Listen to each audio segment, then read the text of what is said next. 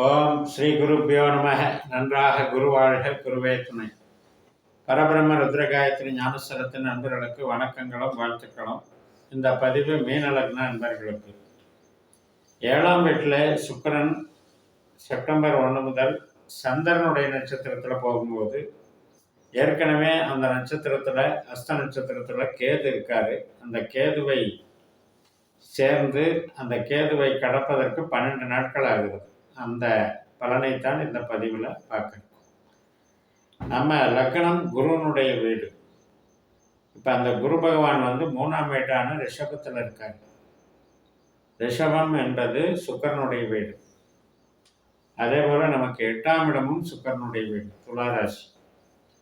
இந்த 3 அப்படிங்கிறது கம்யூனிகேஷன், நம்மளுடைய மனசு, நம்மளுடைய அறிவு, நம்மளுடைய கருவிகள், இளைய சகோதர சகோதரி மற்றும் நம்ம ஒரு நடைப்பயணம் போகிறதோ அல்லது சிறு பிரயாணங்கள் போகிறதோ, இடம் மாறுறதையோ, டாக்குமெண்ட் ஆவணங்கள் சம்மந்தப்பட்டதையோ குறிக்கிறது. நமக்கு தைரியத்தையும் தன்னம்பிக்கையும் பலத்தையும் கொடுக்கறது 3ஆம் இடம். அப்படிப்பட்ட சுக்கிரன் 7ஆம் வீட்டில் கேதுவோட இங்கே சேர்றாரு அப்படிங்கிறது தான்.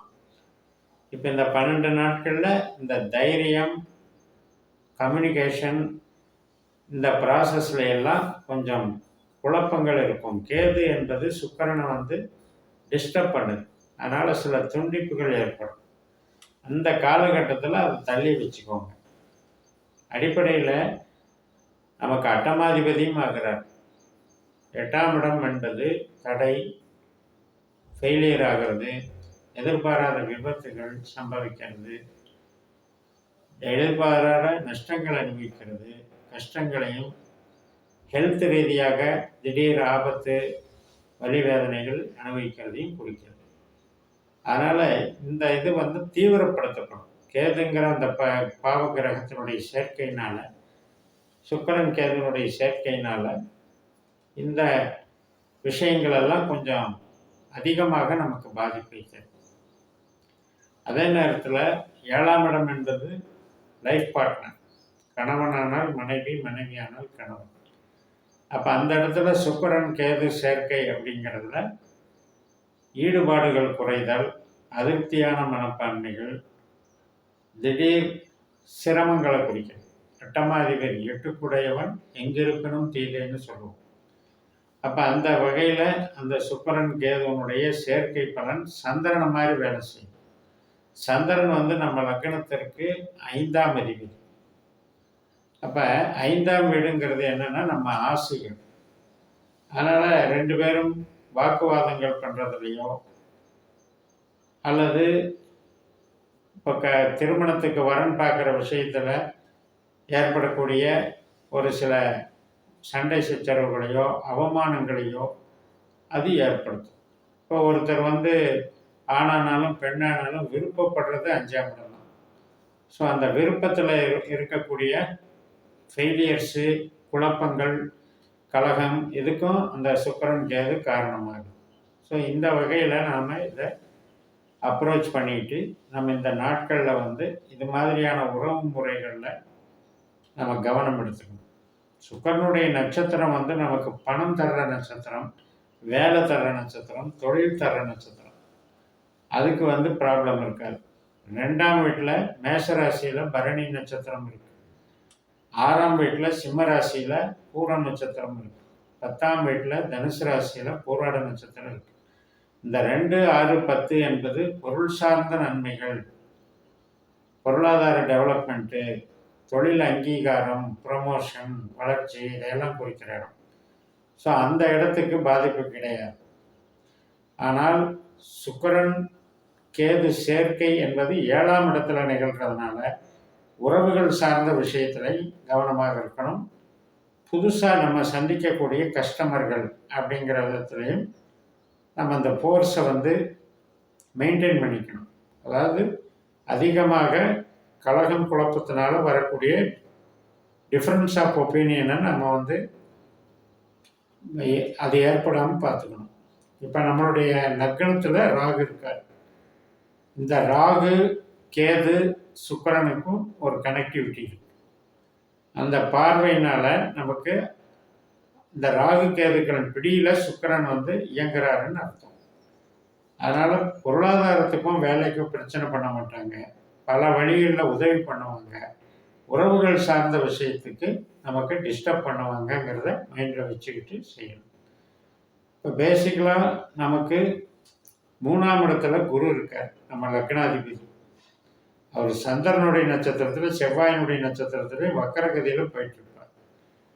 இப்போ இந்த வக்கரகதியில் போனாலும் கூட அந்த சந்திரன் செவ்வாய் அப்படிங்கிறது நமக்கு சின்ன சின்ன செலவுகள், அதே மாதிரி சின்ன சின்ன மனஸ்தாபங்கள் ஏற்படுவது காரணமாக இருக்குது. ஏன்னா நம்மளுடைய லக்னத்திற்கு 12ஆம் வீட்டில் தான் செவ்வாயினுடைய நட்சத்திரம் இருக்கு. செவ்வாய் நமக்கு 2-9க்கு அதிபதியாக இருந்தாலும் கூட அவர் இப்போ தற்கால மிதுன ராசியில் 4ஆம் இடத்துல இருக்கார். அதனால் தொழில் சார்ந்த விஷயத்துக்கு கிரகங்கள் நன்மை செய்வதை சாதகமாக்கி கொண்டு உறவுகள் சார்ந்த விஷயத்தில் இந்த சுக்கிரன் கேதுவில் ரொம்ப ரிஸ்க் எடுக்காமல் கேர் எடுத்துக்கிட்டு இருந்துக்கிட்டோம்னா ப்ராப்ளம் இல்லை. இப்போ சனி விரய சனியாக இருக்காரே அப்படின்னு பார்த்தோம்னா, இப்போ சனியினுடைய வக்கர கதியில் இருந்தாலும் சனியினுடைய நட்சத்திரம் குரு. சனி பூரட்டாதியில் போயிட்டுருக்கார். அப்போ இது நமக்கு விரயத்தை தவிர்க்குது, பெருசாக செலவுகளை கொடுத்துறாரு. ஆனாலும் இந்த 12ல் இருக்கிற சனி சோம்பலை கொடுக்கும், அசதியை கொடுக்கும், பலகீனத்தை கொடுக்கும். ஹெல்த் ரீதியாக பார்த்துக்கணும். இப்போ ஹெல்த்துங்கிறது மீன லக்னத்துக்கு 6ஆம் இடம் என்பது சிம்ம ராசி. அங்கே தான் சுக்கிரனுடைய நட்சத்திரம் இருக்குது. அப்போ அந்த இடத்த தான் சனி பார்த்துட்ருக்காரு. ஸோ அது சம்மந்தப்பட்டு நீங்கள் அதில் கவனம் செலுத்தணும். சுக்கிரனை பொறுத்த வரைக்கும் பரணி நட்சத்திரம், பூர நட்சத்திரம், பூராட நட்சத்திரம் உங்களுக்கு லைஃப் லாங் பணம் சம்பாதிக்கவும் உங்களுக்கு அந்தஸ்து உயர்த்திக்கிறதுக்கும் அதை ஹெல்ப் பண்ணும். ஆனால் அதே நேரத்தில் இந்த மாதிரி கேது சேர்க்கை, ராகு சேர்க்கை அப்படின்னு வரும்போது உறவுகள் விஷயத்துலையும் ஹெல்த் விஷயத்துலையும் ரொம்ப கேர் எடுத்துக்கணும். அப்படி எடுக்கும்போது நமக்கு தசாபுத்திகள் நடக்குதான்னு பார்த்துக்கணும். நம்மளுடைய ஜனன ஜாதகத்தில் நமக்கு பணம் தருவது எந்த கிரகம், ஹெல்த்துக்கு சப்போர்ட் பண்ணுறது, ஆயுளை தர்றது, ஆரோக்கியத்தை தர்றது எந்த கிரகம் அப்படின்றதெல்லாம் 12 பாவ உபநட்சத்திரங்களை நாம் கணிச்சு பார்க்கும்போது தெரிஞ்சுக்கும். அந்த வகையில் சுக்கிரன் வரும்போது நீங்கள் அந்த சுக்கிரனை ஆக்டிவேட் பண்ணிக்கலாம். இந்த பரணி, பூரம், பூராட நட்சத்திரங்களில் மகாலட்சுமி வழிபாடுகள் பண்ணி டெவலப் பண்ணிக்கலாம். ஆனால் நம்ம ஜனன ஜாதகத்தில் 8ஆம் பாவ உபநட்சத்திரமாகவோ 12ஆம் பாவ உபநட்சத்திரமாகவோ சுக்கிரன் வரும்போது நாம் அதை இயக்கக்கூடாது. சுக்கிரனுடைய நட்சத்திரத்தில் வேறு கிரகங்கள் வந்தாலும் அல்லது சுக்கிரன் எந்த கிரகத்தோடு சேர்ந்தாலும் அது நமக்கு ப்ராப்ளத்தை கொடுக்கும். ஒரு கிரகம் நல்ல பாவங்களை இயக்கிற கிரகமாக இருக்கும். ஆனால் அந்த நல்ல பாவங்கள் இந்த சுக்கிரன் 8-12 இருந்ததுன்னா அந்த நல்ல பாவங்களுக்கும் இது கெடுதலை பண்ணிடும். அதனால தான் அந்த சந்திரன் நட்சத்திரத்திலே சுக்கிரன் போனாலும் கூட அந்த அட்டமாதிபதிங்கிறதுனால நமக்கு அவமானத்தை தருகிறார். ஒரு உறவுகள் ரீதியில் நமக்கு டிசப்பாயின்மெண்ட்டை கொடுக்குறாரு. அதே மாதிரி அன்பு பரிமாற்றம், ஒருவருக்கொருவர் பழகுறதுல ஏமாற்றத்தை கொடுக்குறார். இதெல்லாம் இந்த கேது செய்கிற வேலை. கேது எந்த கிரகத்தோடு சேர்ந்தாலும் அவர் துண்டிக்கக்கூடிய ஆற்றலுக்குள்ளார். அதனால் உறவுகளை துண்டிக்கக்கூடிய அமைப்பை அவர் வச்சிருக்காருங்கிறனால இந்த 12 நாட்கள் செப்டம்பர் 1 முதல் 12 வரை ஒரு முழு கவனத்தில் எடுத்துக்கொண்டு உறவுகளுக்கு பாரபட்சம் இல்லாமல் நடந்து கொண்டு தொழிலில் நீங்கள் ஆர்வம் காட்டினீர்கள் என்றால் தொழில் பலத்துக்கு இது உறுதுணை செய்யும் என்று கூறி நிறைவு செய்கிறேன். இந்த சேனலை சப்ஸ்கிரைப் பண்ணி ஷேர் பண்ணுங்கள். உங்கள் தனிப்பட்ட ஜாதக பலாபலன்களை என்னுடைய வாட்ஸ்அப் நம்பரில் தொடர்பு கொண்டு பலன் பெறுங்கள்.